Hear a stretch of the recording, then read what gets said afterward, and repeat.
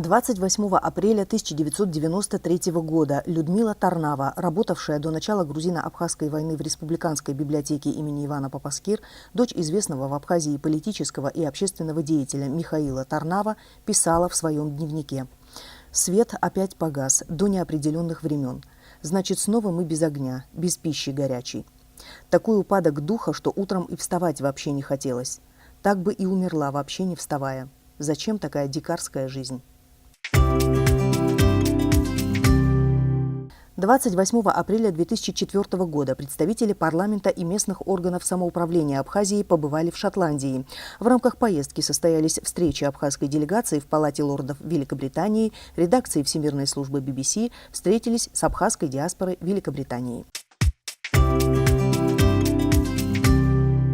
28 апреля 2008 года Анатолий Цыганок, глава Центра военного прогнозирования России, профессор Академии военных наук Российской Федерации, заявил, что, скорее всего, Россия признает Абхазию до 2014 года. Она будет признана как независимое государство, но в состав России Абхазия не войдет никогда. 28 апреля 1920 года родился Константин Чалмаз, заслуженный деятель искусств Абхазии, выпускник драматической студии при Абхазском государственном театре, участник Великой Отечественной войны, награжден орденом Красной Звезды и другими медалями. Вернулся с войны в звании старшего лейтенанта и начал работать администратором госансамбля песни и танца Абхазии, а позже стал директором этого коллектива.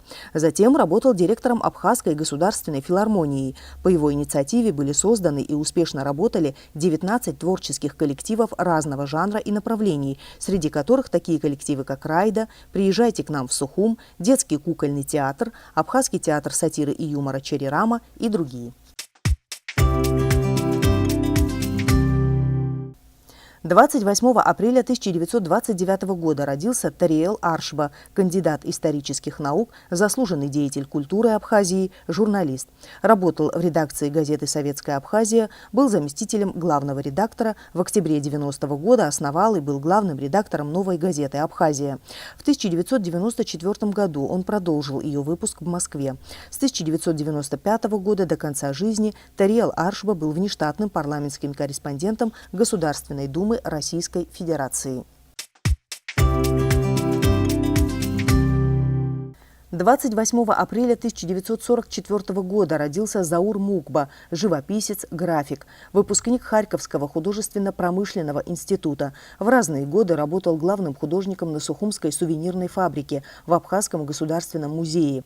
Художник создал живописные полотна «Керас», «Окраина Сухума», серии графических работ на тему махаджирства, оформил чеканками интерьер пансионата Гудаута, создал для фасада здания торгового центра в Гагре монументальное чеканное панно.